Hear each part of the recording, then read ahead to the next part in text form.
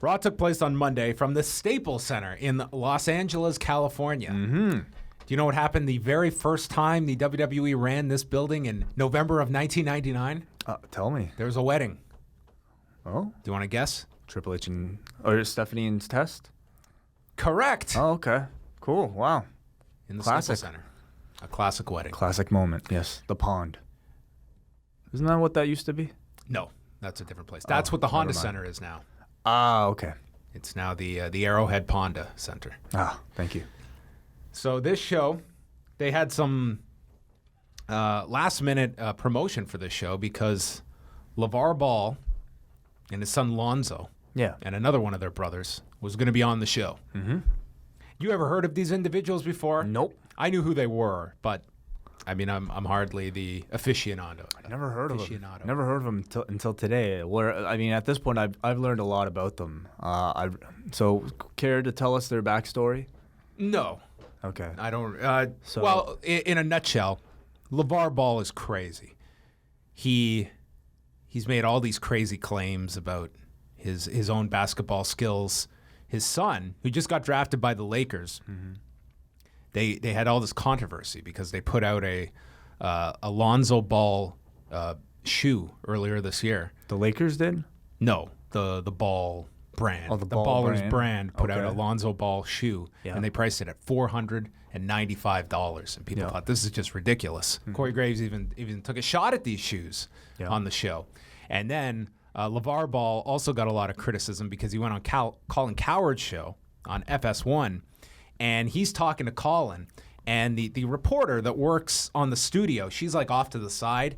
She starts asking LaVar Ball these questions, and he just shuts her down, saying, "Stay in your lane over there." And it was not a good scene for one LaVar Ball. So he's a polarizing figure. So I've basically learned that he is a professional troll who has amassed quite the following. Yes, very much so. Got on Raw here, him and his sprinting. So Roman Reigns started the show. He came out. Great crowd, I thought, on Monday night in the Staples Center. Huge reaction for Reigns. Yes. The crowd is chanting, "We want Strowman." And Reigns says that Samoa Joe, who Joe and Reigns are properly pronouncing as Samoa Joe. Samoa. Yes. Samoa. And I want Vince's reaction when he hears this, because he's such a stickler for those kinds of things. Is you know he? what I mean? For words, dude, that's his thing. Not necessarily. This guy stays up at night thinking about terms, and names. Not necessarily proper cultural absconded pronunciation. He didn't even properly say that. It's absconded with or something. Definitions, not so much. Anniversaries, case in point. Okay.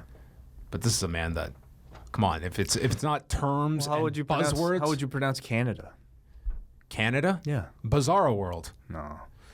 Because like the natives originally didn't say Canada, I don't think. Canada. Yeah, or something like that. It's Canada Day this weekend. Are you aware? 150 years. I'm aware. Yeah. Samoa Joe was finally put in the coquina clutch last week. Brock was. Yes. Brock was finally put in the coquina clutch by Samoa Joe. Sorry, no. This is Roman explaining last week's angle where Joe put Reigns in the coquina clutch, and then Strowman returned, and he called Strowman a coward for the way he attacked him after the match, and he accepts his challenge for the ambulance match, and he's going to take Braun straight to hell. Then an ambulance sounds and backs up into the arena, as everyone assumed that Scott Steiner and Cesaro and Josh Matthews were coming out for their tag match. So the ambulance backs up into the arena. Reigns goes up to the ambulance, opens up the back of the ambulance, and it's empty. But then Strowman jumps him from behind, and the place goes wild. He lifts and tosses Reigns onto the stage, which was damn impressive, even if assisted. Reigns runs at Strowman, gets caught, and he throws him off the stage and into the side of the ambulance. They showed this replay 1,000,000 times. I could have watched it 1,005,000. It looked really impressive. There was such a narrow area for him to land because the stage and the ambulance had him sandwiched in there. And this is a big guy. And he went hard into this ambulance. Yeah. All credit to Roman for basically toughing out something like that. You can't really work something like that. You know, you just have to run full force and jump at this ambulance. This was a great angle.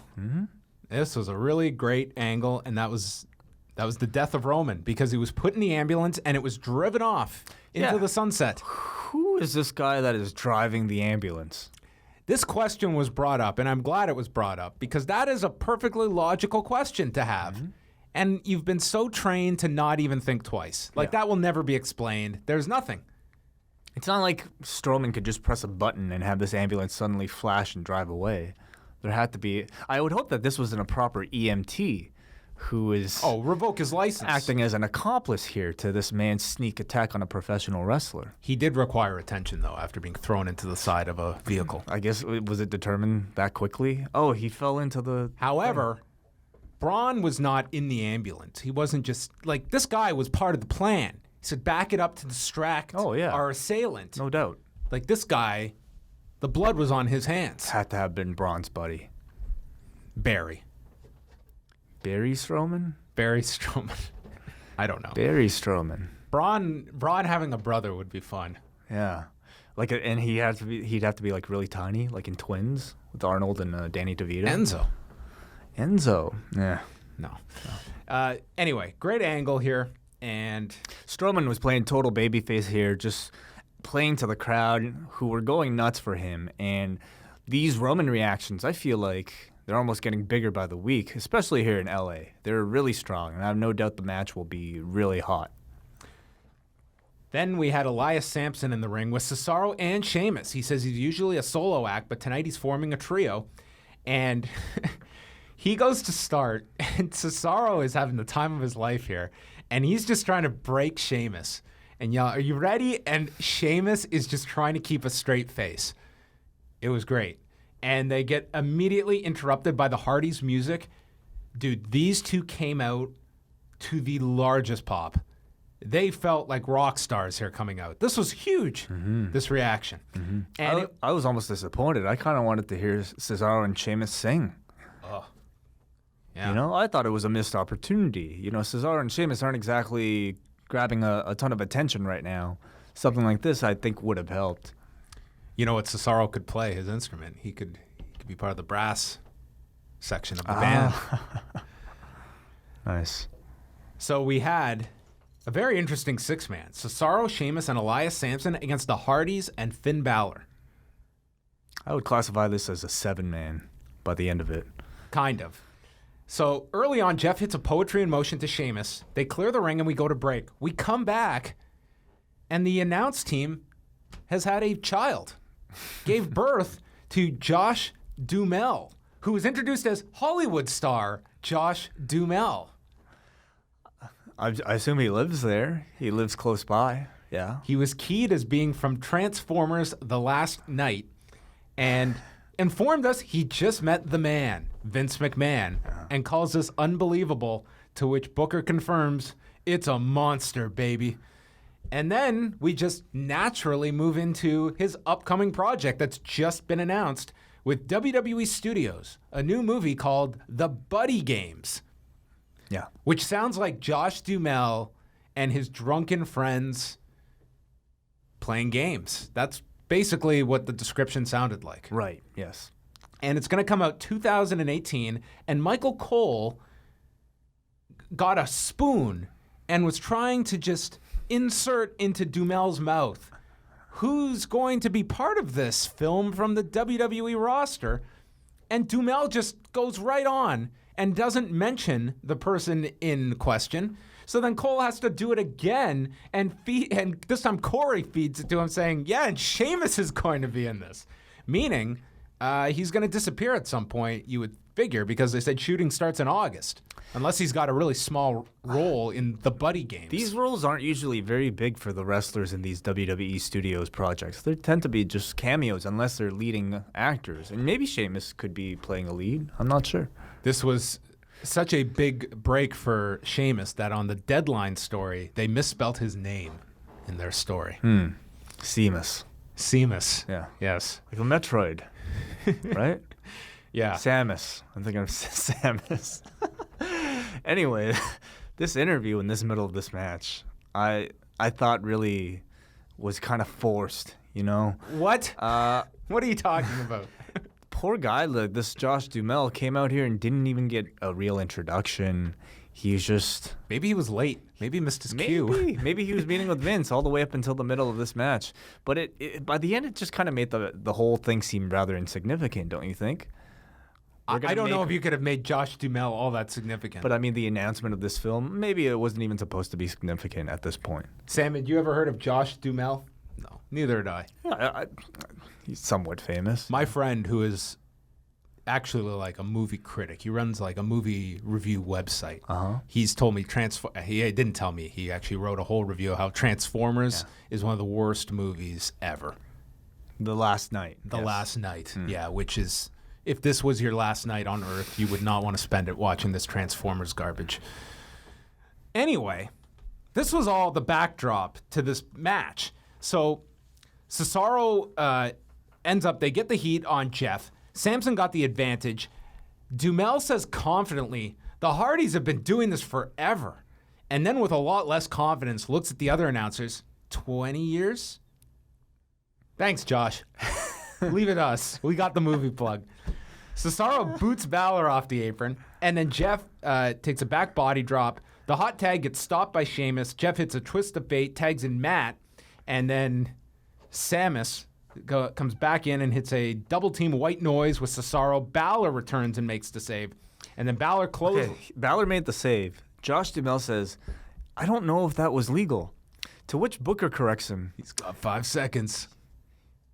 Yeah, you have 5 seconds to break up a pinfall? Well, in 5 seconds, your match is over. We've also learned on Talking Smack only one save. Yeah, this coming off that Talking Smack discussion. Which clearly meant nothing. Which was completely ignored here. What was Booker thinking?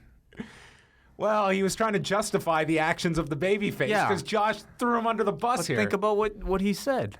You have 5 seconds to break up a pinfall.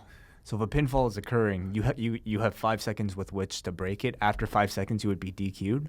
You'd have to be. But after 5 seconds, there's no pinfall anymore. It takes 3 seconds to win the match. But you can run in within the count of 5 to break it, was what Booker was trying to say. By the time the pinfall starts, the person is already on his way from the apron. Well, it's not going to take you 5 seconds. That's the allotment you have. That's what Booker was trying to explain. This made no fucking sense. And how dare you try to justify the words of this crazy man. Jimmy Corderas is pulling his remaining hair out right now. So then, after the big save, there was a sling blade to Cesaro, a running drop kick by Balor, and then Matt hit a twist of fate to Sheamus on the floor. Jeff took out Samson off the apron, and Balor hit the coup de grace, pinning Cesaro. Beyond all this on the commentary table, I thought this was a great 6-man tag. I thought this was a great match. Yeah, I really enjoyed it too. I thought the crowd was fantastic, very hot. Helped a lot. Especially for the baby faces. I felt the celebrity thing was sort of a really lazy attempt at synergy. Duhamel didn't seem all that prepared. Not that they gave him that much material to work with, you know? Like, what is he supposed to come out here and call the match? He had a press release. You know, so it kind of took away from the match, and I don't think it helped the perception of this movie either. Well, I wasn't as much concerned about the movie, but Balor and the Hardys together were a really fun 6-man. I really enjoyed the actual match. Graves compared this to a John Woo film. Then we had a Shattered Dreams video. Yeah. And Goldust, I feel you need to address something. No. Okay. No. So there's a Shattered Dreams video, and he quotes Beetlejuice by saying, "It's showtime." Is that the most notable? Was that even a notable quote from Beetlejuice? It's been a while. Clearly, there was no one in their Hall of Fame or in wrestling history who said, "It's showtime." He promotes the Shattered Truth, which he's been working on for a week, which begs to question what this man's weeks consist of. Tonight, he's going to reveal it to R-Truth. He's putting the final touches on it. And then the segment ends with Graves saying, Goldust takes on his former partner next. For all we talked about, they skipped a pay-per-view to preserve this first match. And I'm thinking, my God, they're giving them a commercial breaks build for this match. However, we would soon find out what this was. Goldust comes out, and he's not only in his old school Goldust attire, but he has now got his own personal camera operator who is also dressed in gold. He has a gold cameraman just for him. Which Graves clarified was a film operator. Right, so he's making a film or a documentary of some sort. Yes. What did you think of the backward following of Goldust? Like his skills of going down the ramp backwards? Because when he got onto the apron, he just gave up on the shot to worry about his path across the apron. Sometimes you have to. The problem is, like, when you're shooting somebody as you're walking backwards, when somebody's walking forwards, they tend to walk a lot faster than people can typically walk backwards. So I often, like, if I'm doing that, I'm telling people to slow down, walk very slowly as I walk backwards. You also need a guide. You know what I mean? Typically, No guide here. This guy had none, so I don't blame him for giving up on the shot. At some point, you pretty much have to. And he didn't have Goldust mic'd either. I guess he was just taking the using the camera mic here for this documentary. Ambient, like you want something noise. A little more reliable. Well, I'm simply hoping that someday we get to see this footage in the form of whatever documentary Goldust seems to be producing of himself. Do you think he could have negotiated to get the rights to this match from his employers? Great question. I don't know. Maybe he worked out some deal that I'll shoot my own stuff? No, I mean, on Beyond the Mat, Wrestling with Shadows, they worked out a similar deal. So, okay. Anyway, this Goldust came out wearing his old suit, and I wonder if the wig was ever considered as part of this kind of reincarnation of his original character, and why they decided against it. I guess not. Yeah, you're right. Do you think there's a particular reason why they decided to not use it? I have no idea why. Everything else is very much it's a retro version of Goldust minus the wig. So they teased the match beginning, and Goldust hides behind the cameraman, but then attacks Truth as the operator is shooting it, and he wraps Truth's arm around the post, and Goldust music just plays as Michael Cole calls him a sicko for nailing his arm against the post. This pervert. Yeah. Sorry, I was just dealing with some stuff. Nothing else is going on, is there? No. Okay. So that's it. That was it. That was a segment. I mean, for all the build-up. Is this going to end up on the kickoff next week? I feel this card is very full. I'll say the star power here is certainly not at the level of, the typical. Let's look at we'll talk about the card maybe at the end of the show and kind of see. But okay. I don't, I can't see this being the kickoff. It was a disappointing segment, which I guess it was supposed to kind of be. The segment didn't really deliver based on all the buildup that it had. This had weeks of vignettes, and then last week, this was set up as this big, I thought it was going to be some big segment about their friendship or I didn't something. think it would. I thought it would at least be some type of grand vignette, that would really kind of heat this thing up. But instead, they delivered something that I think that was intended to drive interest in the match, but in my opinion, only kind of served to kind of flatline it just a little bit this week. You know what I think this feud has suffered from is the timing of Enzo and Cass and not wanting to have something too familiar of a tag team breakup, because that's what I thought tonight would benefit from was an explanation from Goldust, the history of these two together, and that maybe was veering too much into a higher priority, which Enzo and Cass is. I also thought it was disappointing considering the backdrop of being in Hollywood and how perfect it played into their storyline. The fact that they wouldn't go out, maybe go to the hills and shoot something, or just go to the Man's Chinese Theater. There's just so many possibilities and so much fun they could have had. Charlie was with Paul Heyman backstage, and he said Brock Lesnar will be here tonight, and he's going to call out Samoa Joe for a fight. Joe shows up and puts his arms around the neck of Heyman, teasing the coquina clutch, but he's just here to scare Paul. He's not going to waste his choke on Heyman, and tonight it's meant for Lesnar. And Joe was so creepy here, just whispering and sending Paul off, who looked hysterical here. Yeah, Joe is like playing some like he comes across like a serial killer in his segments, which is like Serial Joe? Serial Joe. Oh my God. What was their song? Mistake. Mistake. That was it, dude. No, they had another one. Sam, do you remember Serial Joe? Dude, he wasn't born when Serial Joe was around. Right. Playing at a Newmarket. Oh my God. They're from Markham, actually. Okay. They went to like a high school not too far from where I live. Oh God. Serial Joe. Anyway. But Joe brings like, for a villain, he brings a level of like, I guess, fear in his character that I don't think has been seen in a long, long time in WWE television. Like, he comes across as legit scary, whereas Bray Wyatt, I think, tends to give you the impression that he is this very scary man. Bray has tended to just kind of come across as a bit of a cartoon character. You know what I mean? Bray's a parody of what Joe is excelling at. Oh, Joe comes across like a real man who could kill you. You know what Bray feels like? He feels closer to a character out of Glow. Not that. I wouldn't say that bad. Dude, he is the she-wolf. Oh, man. He's Bray the he-wolf.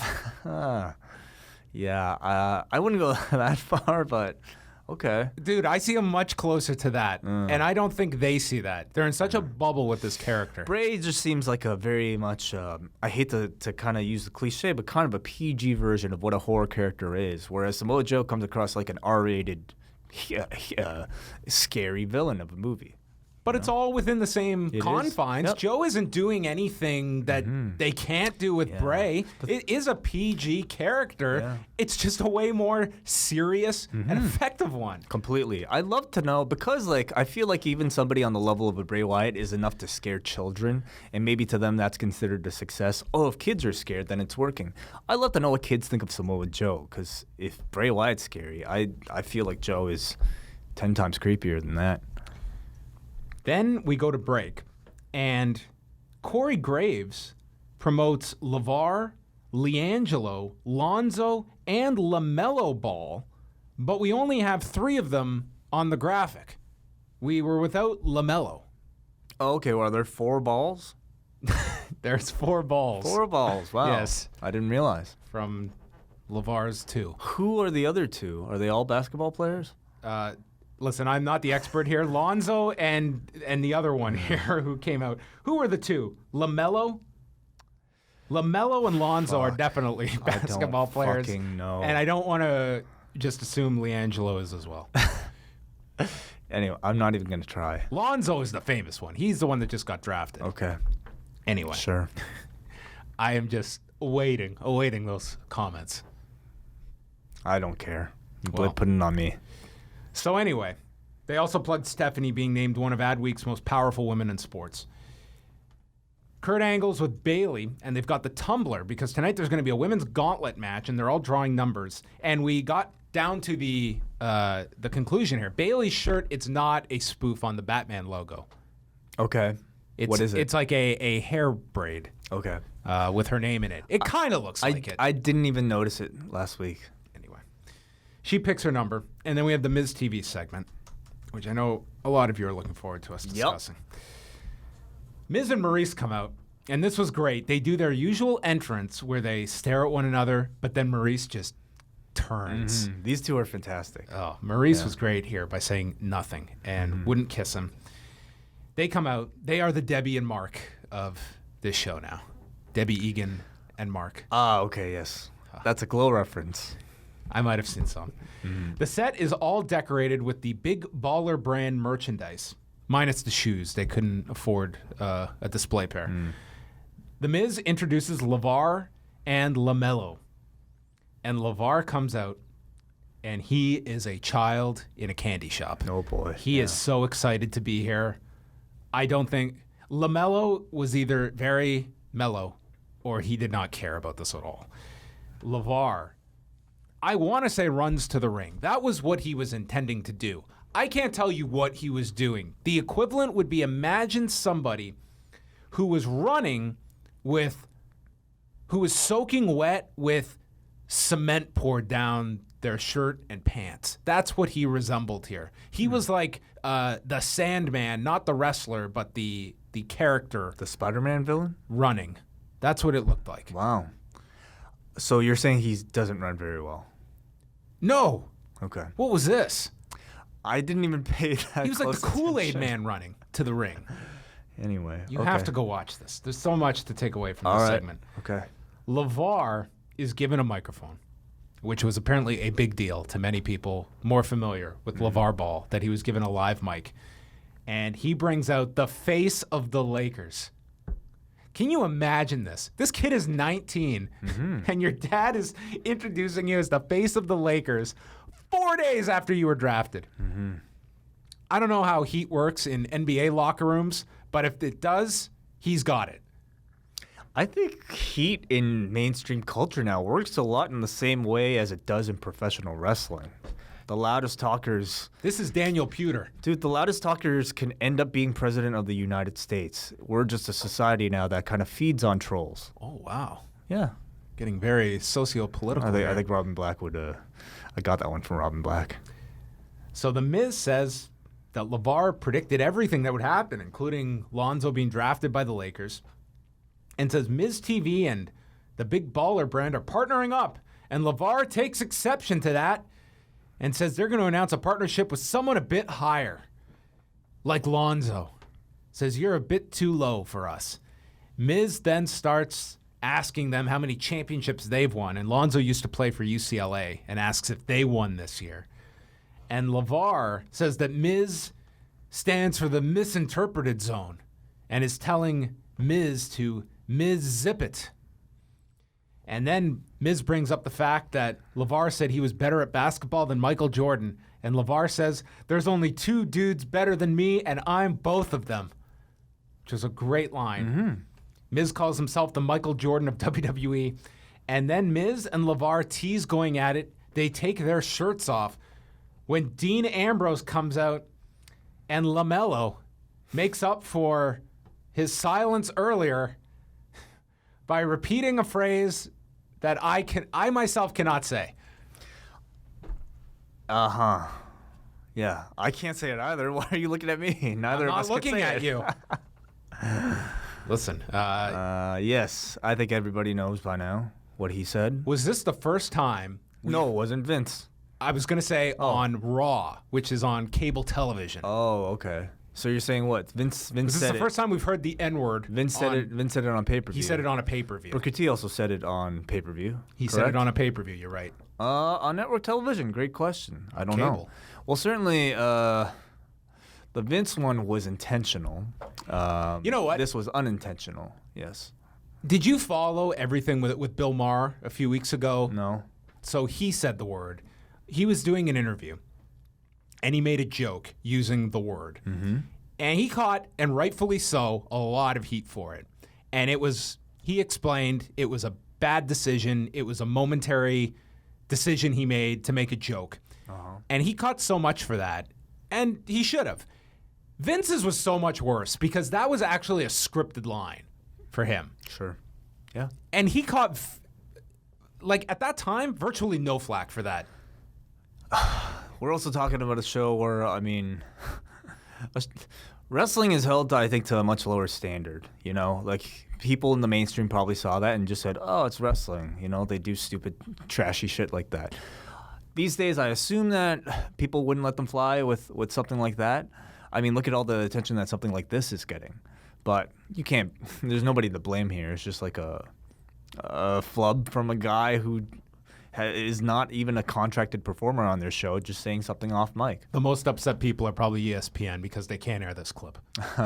This, the WWE, they love to promote their YouTube and Facebook videos. This segment will do enormous numbers for them. I guess so, yeah. This video? Especially the controversy surrounding that line. You know what I mean? I don't know if there's much controversy about it. People are talking about it, sharing it. Yeah. So I'm sure that line's going to be edited out of the WWE version, though. Yeah, but it'll be all over. It's already all over the internet. Well, yeah, but I'm just saying WWE doesn't benefit from. They won't acknowledge it, but they won't. An unedited version that is going to just circulate from other people. Sure, they do. In what way? It's their clip being shown on TV. It's better than having no attachment to it whatsoever. Anyway, it's hard to argue how much money they'll make from this, but if the idea is I'm not saying they're going to make. If the idea is to attract attention to their show using a celebrity involvement, this hit its mark. What will be on ESPN is LaVar Ball and his promo prior. Yeah. This will absolutely get them a lot of attention. LaVar Ball seemed right at home in a professional wrestling ring. This guy, and 100% unscripted.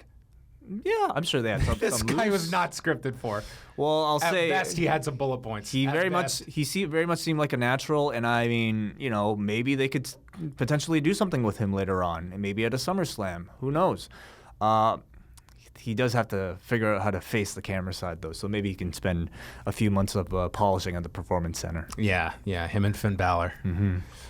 So anyway, Dean Ambrose comes out wearing one of the Big Baller shirts. What a show this was for Dean Ambrose. He came out, and LaVar just starts cutting him off and talking over him, and Dean was just trying to get this line out. Yeah.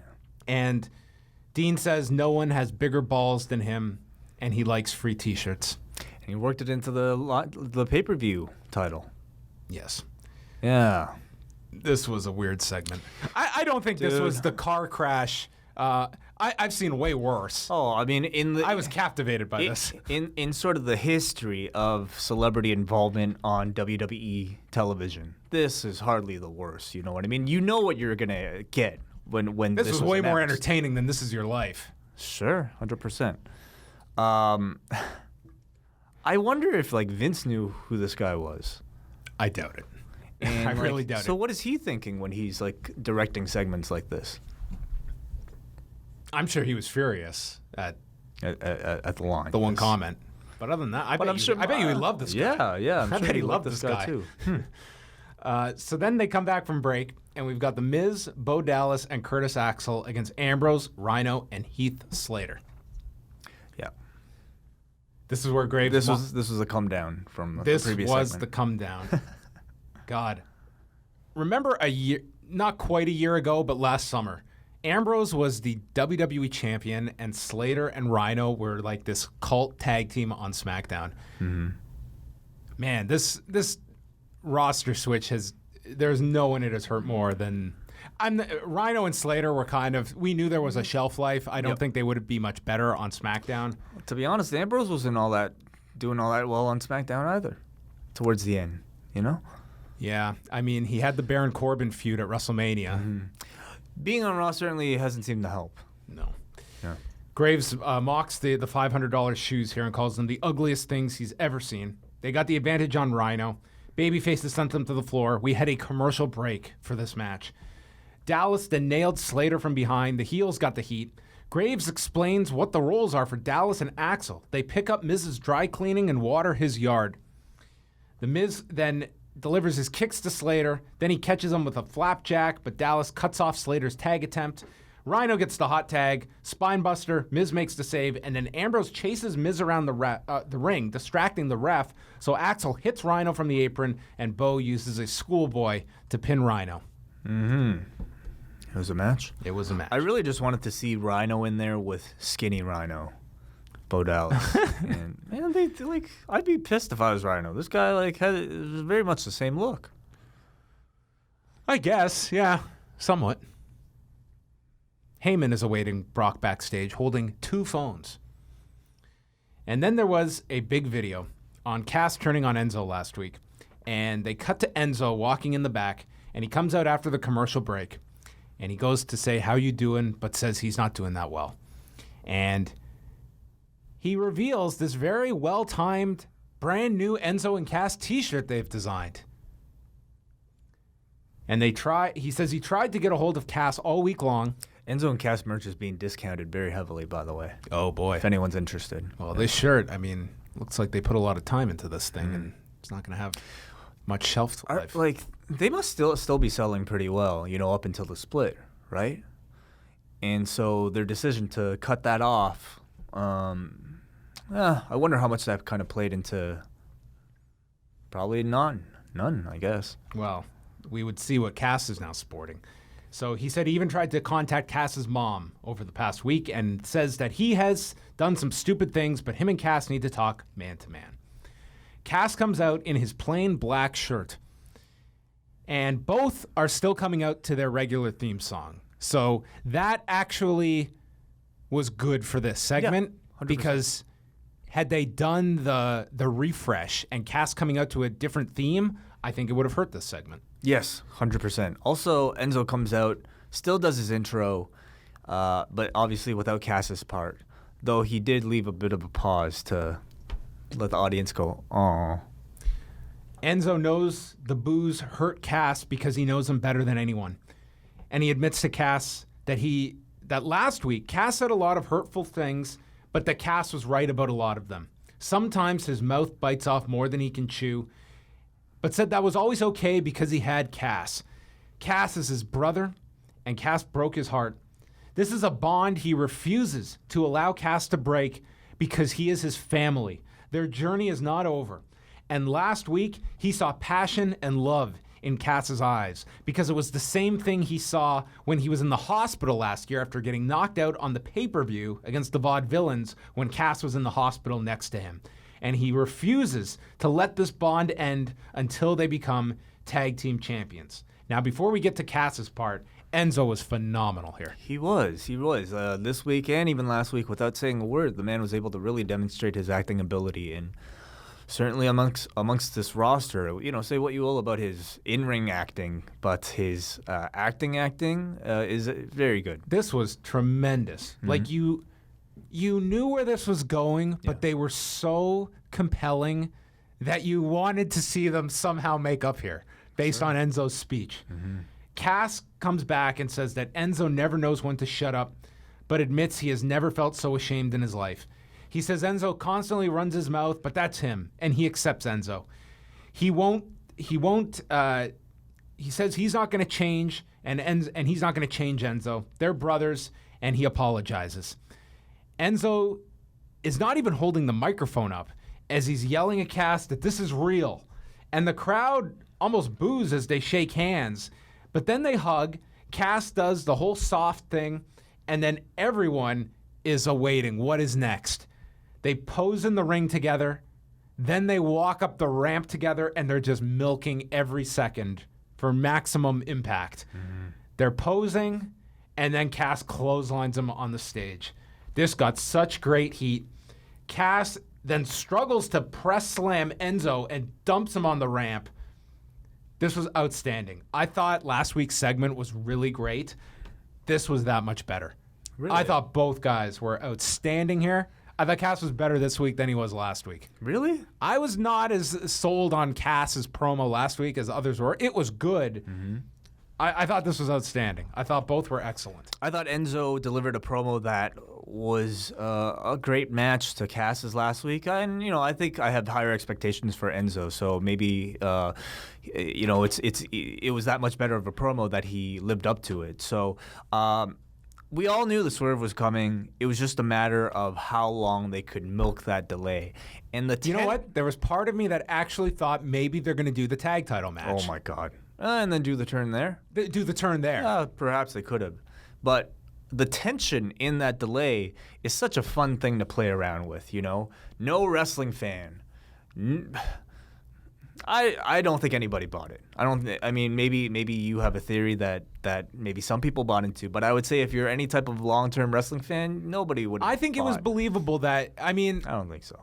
I don't think anyone wants to see Cesaro and Sheamus against the Hardys again. Mm-hmm. That feels where they're going. That I could have totally seen them doing this for 2 more weeks and then do. They had no reason to You're right. This was better. Title. This was the better option. Yeah. Anyway. But I thought their promos were so strong. Yeah. You could at least buy that they're going to milk this for another 2 weeks.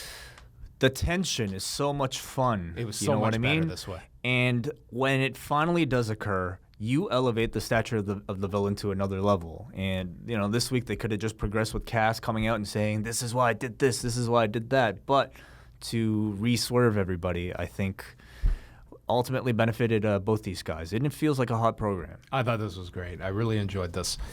They plugged Sasha Banks at the BET Awards, and she is up for a Teen's Choice Award for Choice Female Athlete. And they did not mention that the Bella twins are also nominated for the same award. Oh. Keeping that brand split alive. Yeah, that's nice. The announcers were on camera, and then Cass walks out, says he should snap Corey Graves' neck for what he did last week, but Kurt Angle has given him orders he can't lay his hands on Graves and says Graves must have significant dirt on Angle and tells Graves to stay out of his business. I didn't even think of this part of the whole thing, but I love the fact that they addressed this. It's a good detail, yeah. This would be like identifying the driver of the ambulance. Right. So there's a reason you nitpick, and it's because things should make sense here. And they gave, like, why wouldn't Cass be furious at Corey Graves? And now they've given you a storyline reason why every time he walks out, he's not going to just run after and attack this announcer. I suppose with Braun, you could have simply maybe explained that Braun threatened this ambulance driver to do this and do that. But say that. Yeah. Just, it doesn't have to be an elaborate plan. It just has to be a line. It just has to be something that connects the dots. Right. Just don't insult the audience's intelligence is basically it. Yes. And this was the lone mention of the Angle storyline, to keep that in the back of your head, that Corey is aware of what it is, and we're continuing with that. Actually, there was another subtle reference to it. Very subtle. But first, we had Seth Rollins against Curt Hawkins. And Hawkins got on the mic after Rollins entered, asking, how many of you think I'm going to lose tonight? And they cheered. And then he asked, how many of you think that I'll win? And they booed. And later after, on Twitter, Hawkins said, if more of you had cheered, I would have won. Booker says, 52 seconds into the match, this is the best Hawkins has looked since day one. Oh, okay. Left an impression. All right. Rollins then looked his best, knocking him off the apron, hit a suicide dive, then a sling blade blockbuster, a springboard clothesline, and then hit his Rainmaker into the flying knee, the Rollins Maker, in 257 for the win. They need a name for this. Yeah. What would you call it? Rollin'. Finish like no one else. Huh? That's his tagline, right? For the his big video. Our cover. How about the stethoscope? Oh,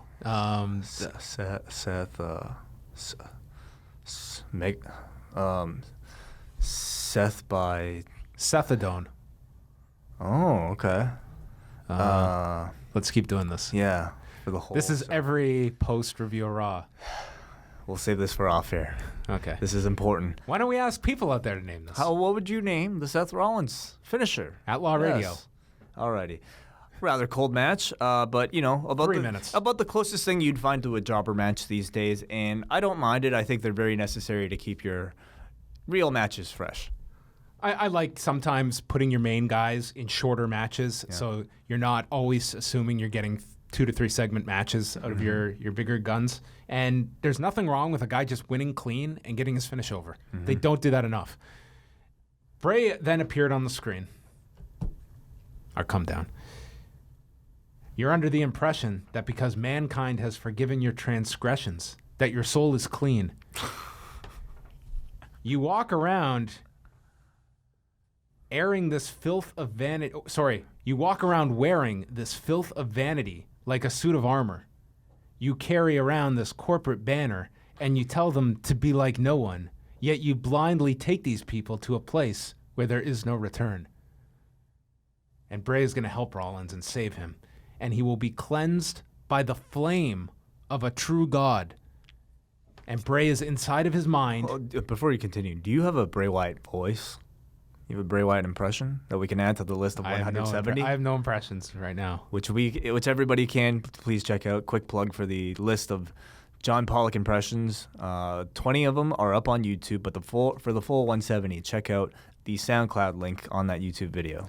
Yes, it's my lasting legacy in this industry. You don't have a Bray though. How about in a Dusty Rhodes? Can you read that in a Dusty Rhodes? I've done Dusty. You have to go to the YouTube video for that. I just want to see. I want to hear. I want to hear a Bray. How about Anderson Silva? Can you do Anderson Silva doing a Bray Wyatt promo? Wait, I'm not just busting these out. Oh, I'm not your clown. I'm not. You don't just put a quarter in my mouth. Everybody listening right now is going, please. They're all on. There's an hour of these damn impressions. Much like Bray to Rollins. How have gotten into my mind? How about Gabe doing the Bray No, because now people are going and telling all these people. Well, you have this great ability, this great skill. Why not share it with the world? Oh.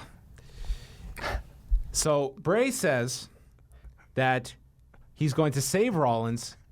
He will be cleansed by the flame of a true God. These are actually, you have to pay attention to this. By the flame of a true God. He says he's everywhere, just like City TV. And July 9th will be the date of his reclamation, and Rollins needs to give in to his true self or burn. So we had two references to fire here. Ah, okay. So an actual it did tie into Great Balls of Fire. Right. Will this be a fire match, though, at the Great Balls? Will it be an Inferno match is what you're asking. What is a fire match? Yeah. Well, it's an Inferno match. Light the other person on fire? This really doesn't feel like this personal issue has gotten to that level yet. Other than Rollins is the arsonist, based on that 2K18 commercial. Randy's the arsonist. That's true. Remember that? Yeah. And they didn't even do an Inferno match for that feud, so I can't see them bring back the Inferno match. Not to mention the fact that Inferno matches are usually pretty awful. Yeah, well, Bray was in that awful one with Kane shortly after he debuted. Do you remember that? No, I don't even remember. It was terrible. That. It was at SummerSlam a few years back. Then we had Dana Brooke and Mickie James picking their numbers while Kurt was very concerned looking on his phone. Uh-huh. These have become my favorite. People take screen grabs of Kurt looking at his phone and trying to convey his concern, and people just like these are great quality. They're meme qualities. I'm really concerned about the long-term stress levels of Kurt Angle. He's been probably worried through the roof. He's been looking at these texts for like a month now. Why not just, come on, just end this thing. Confront your fear. Stress is not helpful for the mind. What could it be? An affair? I gotta think some type of dick pic that's out there that Graves has. Then Seth has to really have a heart-to-heart with him and say, dude, like it's nothing. It's a 24-hour news cycle. People forget about it. That's true. It's not a big deal. It is to some. Well, that's your pick? A dick pick? That is my pick. Oh, okay. You got one? I don't know. Maybe it's a De La Hoya and it's like Kurt in drag or something. Oh, hasn't he been in drag though in angles before? Not in lingerie, I don't think. Has he? Oh. Okay. Anyway, wild ideas. For a guy that gave that big Hall of Fame speech about be entertaining, make fun of yourself, it seems like the guy should really take his own advice here. I mean, what could be so awful? We'll wait and see. Maybe he's one of the divas turns out to be his daughter, and he accidentally hit on them. Which one would you? It would have to be Bailey, wouldn't it? Yeah, the Justine. Oh wow! So that means would Bailey be the daughter of Karen? Is she old enough? No, she wouldn't. Maybe it was someone that. Where was it? They met at Sam met the woman at a Black Panther rally. So Kurt would have met some woman at an ECW show when he was the '96 show. Right. She'd be 21 now. Well, so then maybe I don't know, Francine or Dawn Marie. Dawn Marie. Oh, sorry. Is there a bit of too much truth in that one? God. Oh, there's a lot of ways they can go with this. I'd watch that. A lot of believable ways. I'd watch that on Netflix. I'd binge that in 10 hours. So Brock arrives, and then Sasha picks her number with Angle, and then we have Paul Heyman in the ring. Paul mentions the instances of Samoa Joe cheap-shotting both Paul and Lesnar, and says Joe is still fearless, but that's not impressive to Paul because he's a Samoan dumbass. And the crowd goes, ooh. A Samoan dumbass. It's like if he had just called him a dumbass, that's hardly ooh territory. But because he prefaces it with Samoan, he does it with a disdain as though you're expecting something racially insensitive to follow it when it's not. Right. And I feel it's the anticipation of it's something It's more also offensive. a part of the guy's name, you know? He is. He's Samoa Joe. So he would, by definition, if he's insulting him, he's a Samoan dumbass. Yeah. He's a Samoan wrestler. He's a Samoan coffee drinker. It's sensitive. Sensitive. He says that Joe is not burdened with great intelligence like he is. And now is the time for Joe to start fearing Brock Lesnar and tells him the bathroom break is over, which was quite the shot at Rollins and Hawkins. And it's time to hit record, as if Paul was in 1985 here. The record buttons on DVRs? But such like this segment will be up online within minutes. I mean, you're right. Yeah. Who's going to that effort to save this on their DVR? I'll rewind it if I have to. And then Lesnar is going to call Joe out for a fight tonight. He introduces Lesnar. Lesnar walks out, and Joe comes up from behind on the ramp, goes for the coquina clutch, gets Lesnar down to a knee, and then in an all-time Hall of Fame-worthy close-up, they go in on Brock's purplish, pinkish face. This was memeable. This was very memeable. Yeah. This was a memeable moment in Raw history. Joe, like, he doesn't even have this thing locked on, but it's like Brock's neck is so big, and Joe's arm is only so long that even loosely, I have no doubt that this choke was actually quite tight. This was very believable because there have been many Brock matches where you are watching this guy sweat and change colors at a level that you are somewhat concerned about the man. And here he is getting choked out, and 3 times Joe tries to get it, officials are out, and then finally Dash, Dawson, and Carl Anderson come out, and I can't say they really were that forceful in stopping Joe, but they got him away. The whole crowd's chanting, "Let them fight." And man, Brock Lesnar and his selling here was phenomenal. It was great, actually. It was really good. I think that's kind of an understated aspect of his game because this guy is like, he doesn't have to sell all that often. No, but when he does, he knows when it's all business, and he 100%. did his part tremendously well. His physicality continues to be, I would say, worth every penny of whatever they're paying him. Just even like him and Joe, them running into the LCD screen and damaging that screen, that looked great. So, boy, are they making Joe look strong in this, which I continue to be surprised by, but I'm very pleasantly surprised by. And I think another great week of physicality for this program in what is seeming to build up like it's a very big match. The bathroom break then resumed because we had Neville and Lince Dorado. Dorado being the very reason for wrestlers to be keyed on this show. And Akira Tozawa was sitting in his VIP area with Mario Lopez 2 rows back. Oh, unidentified on the show. I'd say he's a bigger star than Josh Duhamel. Yeah, or Lopez should have commentated for this match, maybe. Saved by the balls tonight. Wow. So Dorado did a somersault dive under the top rope to the floor. That looked nice. But then Neville just took over in the ring and applied the rings of Saturn and won this match in 3 minutes.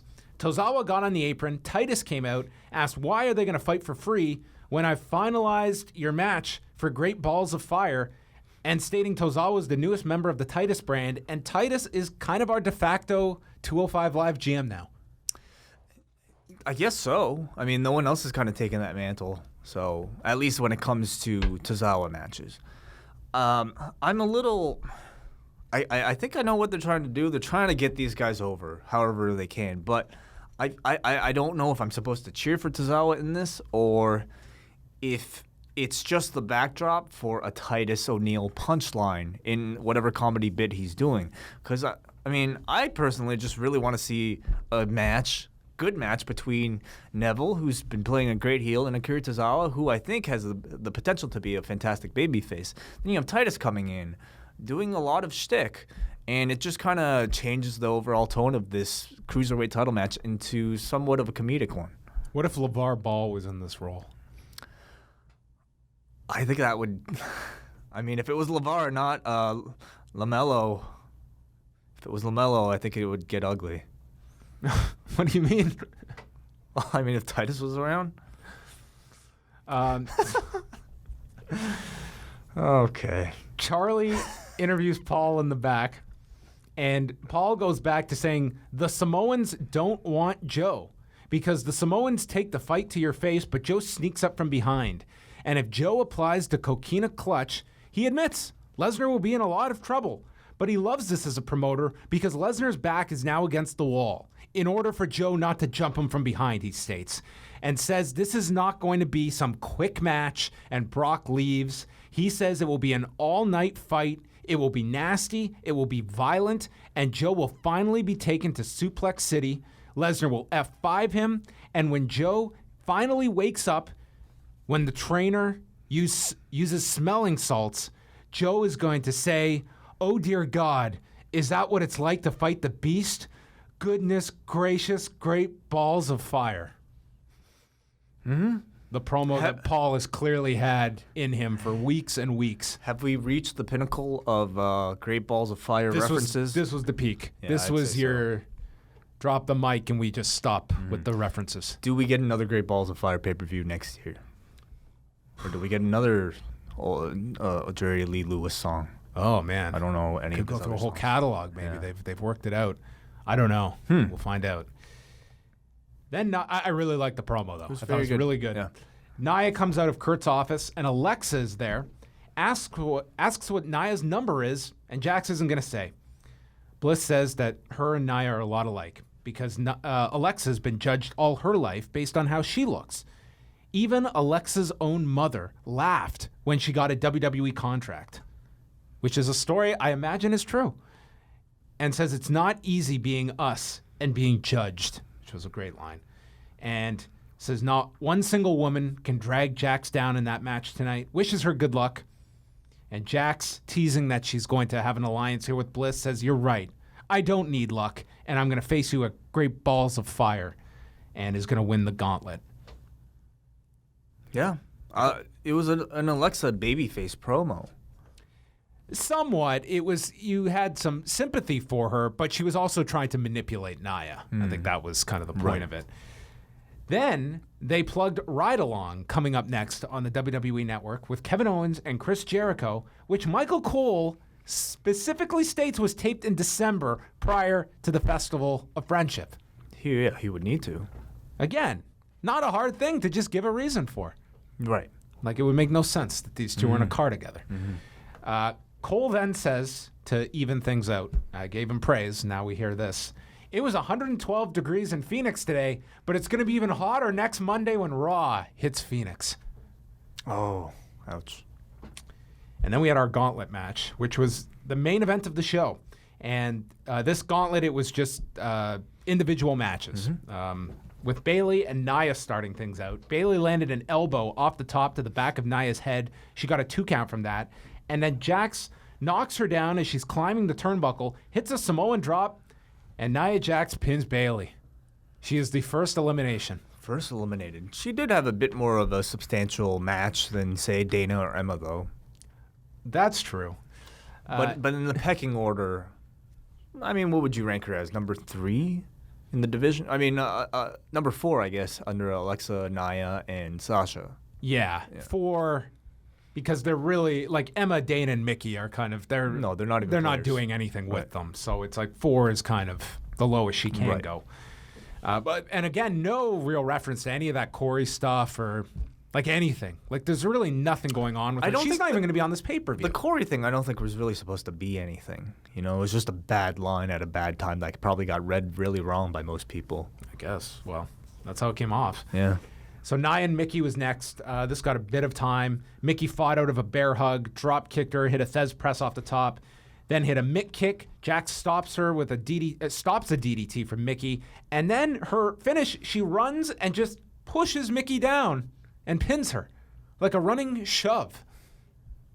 That was unique. Yeah, I guess. Nia then faced Dana Brooke, which featured Dana going for a cartwheel, and Jax again shoved her and hit a leg drop and pinned Dana in seconds.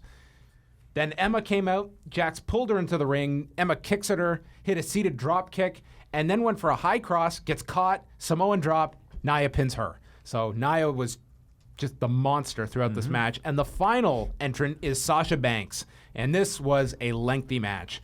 Banks starts by slapping her, draws her in, and Jax misses and lands on the floor. Sasha goes for a suicide dive and gets caught, but then Sasha gets off and shoves Jax into the post and then hit the double knees as they went through a break.